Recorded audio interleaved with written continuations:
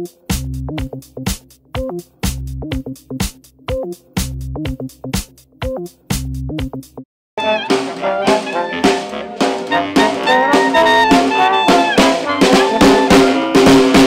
60 000 visiteurs l'an dernier, sans doute plus cette année. Le Sentier des Lanternes, dans sa nouvelle configuration, est ouvert au public jusqu'au 30 décembre de 16h30 à 19h30 en semaine, jusqu'à 20h30 les samedis et dimanches.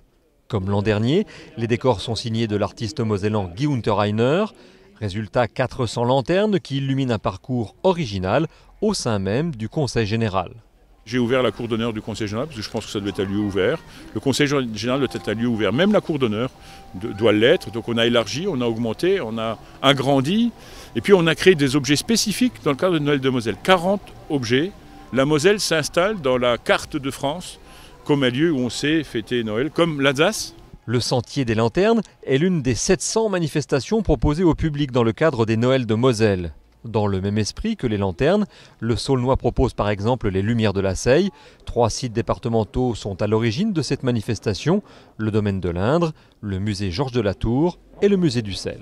C'est vraiment de créer un événement festif, lumineux, que ça soit joyeux, qu'il y ait plein d'animations à côté, que ce soit de la restauration, des fanfares, de la musique, des chants de Noël, que ce soit vraiment un moment de fête à partager entre petits et grands, et que tout le monde ait ses lumières plein les yeux de ces sculptures qui vont déambuler sur la rivière. En plus des manifestations, Noël de Moselle propose aussi des produits originaux comme des livres de recettes, des gourmandises, des objets, dont la fameuse boule de Meisenthal, mais pas seulement.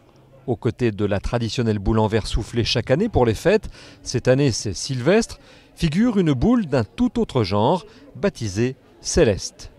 Donc alors le concept des boules de Noël céleste, c'était de pouvoir expédier à plat une boule de Noël et de pouvoir la monter soi-même très facilement. Donc là on est parti sur un principe d'anneaux concentriques qui vont venir pouvoir tourner les uns par rapport aux autres et former une sphère ou une boule de Noël qui va être unique à chaque fois. On a plein de teintes et plein de formes différentes possibles.